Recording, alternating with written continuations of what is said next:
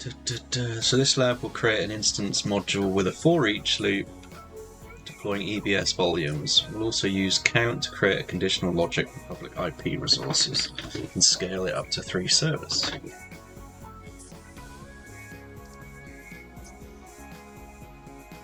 So the source modules contains an EC2 module that will be used to illustrate loops in Terraform. The module directory contains Terraform TF, a variables TF, and it will define certain attribute values. The EC2 module will be configured in the lab called source main TF.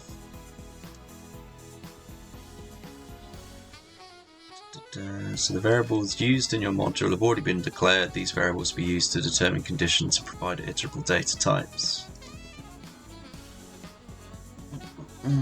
So notice that we have an EBS block device variable.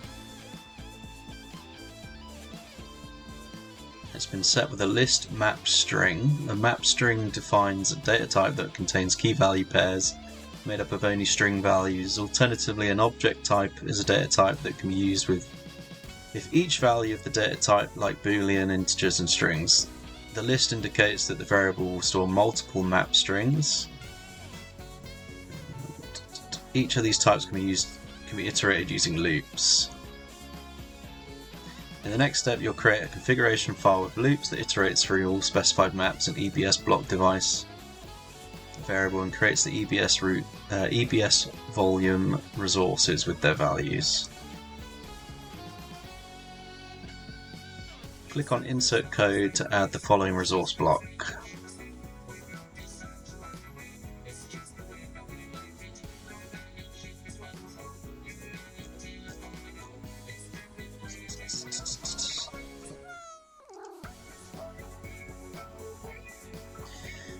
Dynamic blocks can be used for resources that will contain repeatable configuration blocks. Instead of repeating several EBS block devices, a dynamic block is used to simplify the code.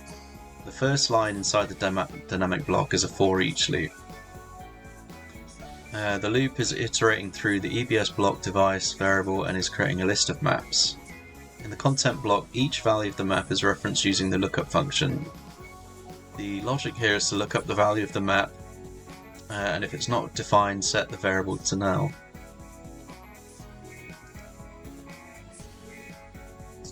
Insert the following resource.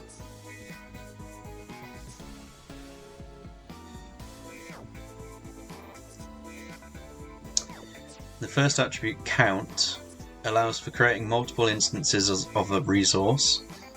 Almost all resource blocks can use the count attribute, and it's simply a number of times to create the resource block. One common use case is to utilize count attribute in conditional logic. In the AWS EIP resource, the value of the count is a conditional expression. If var associate public IP addresses is true, set the count value to 1. If false, set to 0. This allows resource blocks to be created conditionally. In this example, a public IP address is not created if var associate public IP address is set to false.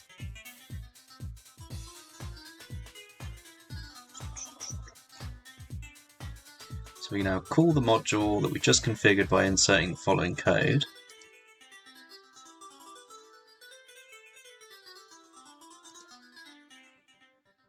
The associate public IP address is set to true. This Boolean value will be evaluated in the EC2 module, and the count attribute from the EIP resource will resolve to 1.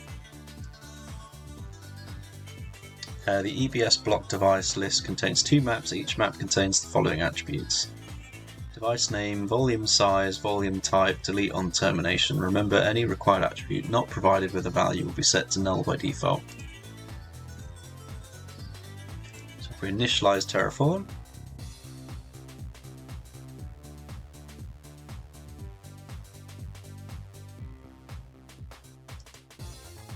then we'll run a plan.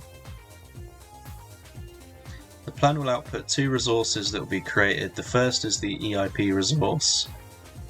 This resource is being created because the upstream public IP address variable is set to true, resulting in a count attribute of 1. The instance resource is the second one being created, and it will contain 2 EBS block devices.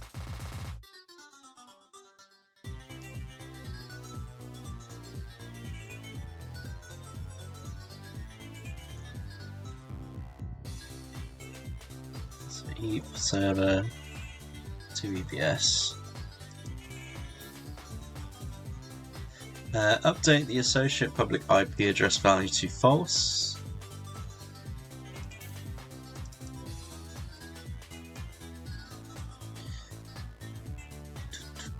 Remove the SDJ device from the block device. Be sure to remove the comma since the list will now only contain one device.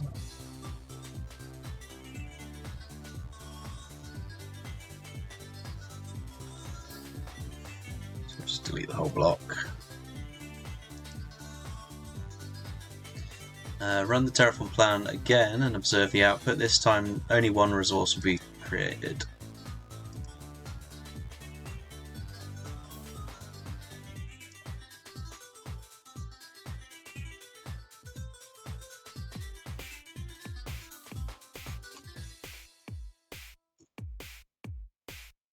Ta-da!